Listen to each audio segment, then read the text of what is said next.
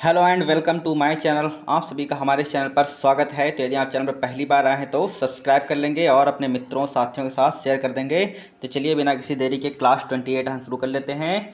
Class 27 से पहले हो चुकी हैं। आप ये क्लासेस करके आपको एग्जाम में बहुत ज़्यादा हेल्प मिलने वाली है। तो चलिए बिना किसी देरी के शुरू कर लेते हैं।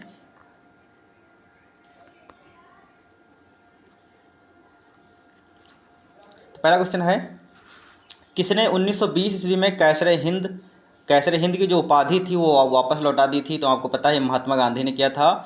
तो क्या हुआ था कि जलियांवाला बाग हत्याकांड के जलियांवाला बाग हत्याकांड हुआ था, तो उससे हताश होकर गांधी जी ने जो है कैसर हिंद की उपाधि वापस लौटा दी थी अंग्रेज़ों को। तो 1920 ईस्वी में ये हुआ था। अगला है, महात्मा गांधी की हत्या किसने की थी? तो महात्मा गांधी की हत्या आपको पता है 30 जनवरी 1948 को महात्मा गांधी की हत्या कर दी गई थी। 30 जनवरी 1948 को ये नाथूराम गोडसे ने की थी। 30 जनवरी 1948 को जब इनकी हत्या की थी नाथूराम गोडसे ने, तो 30 जनवरी को ही शहीद दिवस मनाया जाता है। और 30 जनवरी को एक दिवस और मनाया जाता है, कुष्ठ रोग निवारण दिवस भी 30 जनवरी को मनाया जाता है। तो इसको भी आप ध्यान रखेंगे। स्वराज पार्टी की स्थापना 1 जनवरी 1923 को किसके द्वारा हुई थी आपको बताना है। तो स्वराज पार्टी जो थी वो कब इस्टेब्लिश हुई थी? तो 1 जनवरी 1923 को इस्टेब्लिश हुई थी। और इसकी स्थापना की किसने थी? तो की थी जब मोतीलाल नेहरू और चित्तरंजन दास ने। तो आप याद रखेंगे, चित्तरंजन दास और मोतीलाल नेहरू ने जो है स्वराज पार्टी की स्थापना 1 जनवरी 1923 को की थी। अगला है, पूना समझौता 1932 में जो है किसके बीच हुआ था? तो पूना समझौता जो था ये महात्मा गांधी और अंबेडकर के बीच हुआ था। ये 1932 में हुआ था। एक आप और समझौता याद रखेंगे, गांधी इरविन समझौता याद रखेंगे। ये हुआ था 5 मार्च 1931 को। तो वो भी आप याद रखेंगे, 5 मार्च 1931 को हुआ था गांधी इरविन समझौता। और 1932 में पूना समझौता हुआ था महात्मा गांधी और BR अम्बेडकर के बीच। तो ये भी आप ध्यान रखेंगे। जिस समय भारत को स्वतंत्रता प्राप्त हुई थी उस समय इंग्लैंड के प्रधानमंत्री कौन थे? तो जिस समय भारत को स्वतंत्रता प्राप्त हुई थी उस समय प्रधानमंत्री इंग्लैंड के थे क्लीमेंट एटली। क्लीमेंट एटली का जो कार्यकाल था वो 1945 से लगाकर 1951 के बीच था। तो जिस वक्त भारत को 1947 में आज़ादी मिली थी उस वक्त इंग्लैंड के जो प्रधानमंत्री थे वो क्लीमेंट एटली साहब थे। बंगाल में द्वैध शासन की शुरुआत किसने की थी? तो बंगाल में जो द्वैध शासन की शुरुआत हुई थी वो रॉबर्ट क्लाइव ने की थी। तो रॉबर्ट क्लाइव ने जो है बंगाल में द्वैध शासन की शुरुआत की थी। अगला है, बांधों को आधुनिक भारत का मंदिर किसने कहा था? तो बांधों को आधुनिक भारत का मंदिर कहा था जवाहरलाल नेहरू ने। तो जवाहरलाल नेहरू ने क्या कहा था कि बांधों को आधुनिक भारत का मंदिर कहा था। जो बांध नदियों पर बनाए जाते हैं उनको जो है, जो परियोजनाएं होती हैं उनको जो है जो जवाहरलाल नेहरू ने क्या कहा था? तो आधुनिक भारत का मंदिर, ध्यान रखेंगे। अगला है, जयप्रकाश नारायण को प्रेम पूर्वक किस रूप में जाना जाता है? तो जयप्रकाश नारायण को जो है लोकनायक कहा जाता है। तो लोकनायक की पदवी इनको प्राप्त थी, इनको उपाधि प्राप्त थी। तो लोकनायक कहा जाता था इनको प्रेम से। तो जयप्रकाश नारायण को लोकनायक कहा जाता था। गांधी जी ने किसे अजातशत्रु के नाम से बुलाते थे? तो गांधी जी जो है अजातशत्रु बुलाते थे डॉक्टर राजेंद्र प्रसाद को। भारत के पहले राष्ट्रपति डॉक्टर राजेंद्र प्रसाद को जो है अजातशत्रु कहकर बुलाते थे गांधी जी। अगला है, गीता रहस्य पुस्तक के लेखक कौन है? तो गीता रहस्य पुस्तक जो है ये लिखी थी बाल गंगाधर तिलक ने। बाल गंगाधर तिलक ने जो है गीता रहस्य पुस्तक लिखी थी। इनको भारतीय अशांति का जनक कहा जाता है, बाल गंगाधर तिलक को। और ये कहा किसने था? तो ये कहा था वेलेंटाइन सिरोल ने कहा था। वेलेंटाइन सिरोल ने कहा था, ध्यान रखेंगे। अगला है, poverty and un British rule in India पुस्तक के लेखक कौन है? Poverty and un British rule in India पुस्तक के लेखक हैं दादा भाई नौरोजी।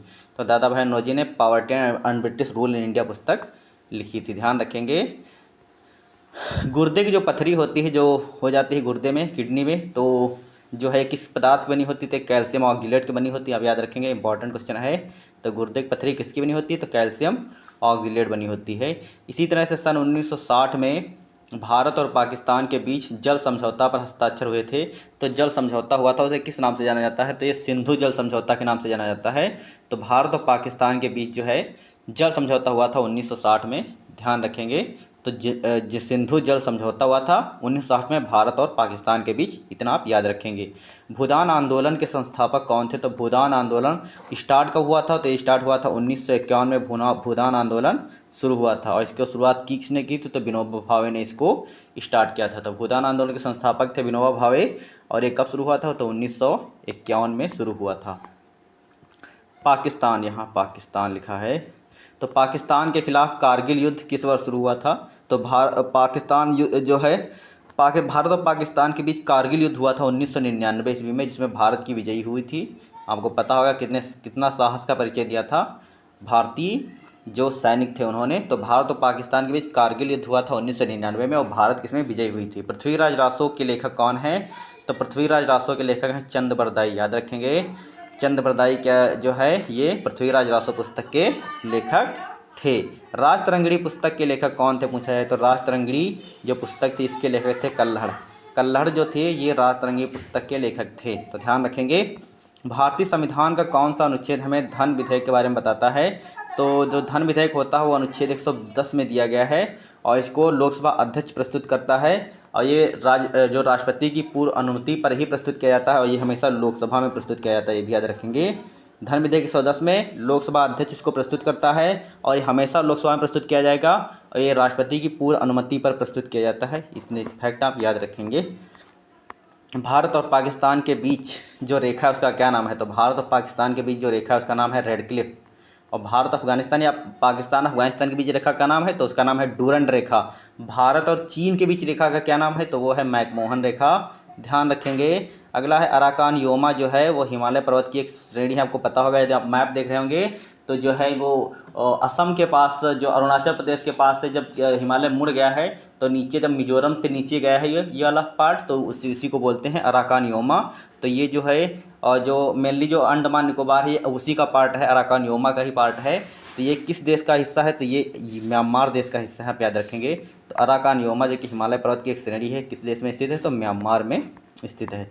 अरावली जो आप पर्वत श्रेणी देखते हैं, अरावली जो सबसे प्राचीन पर्वत श्रृंखला है, यहाँ पे याद रखेंगे अरावली सबसे प्राचीन पर्वत श्रृंखला है और इसकी सबसे ऊंची चोटी का नाम पूछा जाए तो क्या है? तो गुरु शिखर है। तो गुरु शिखर अरावली की सबसे ऊंची चोटी हो जाएगी। यदि पूछा जाए नंदा देवी चोटी भारत के किस राज्य में स्थित है? तो नंदा देवी उत्तराखंड में स्थित है। तो उत्तराखंड में कौन सी चोटी स्थित है?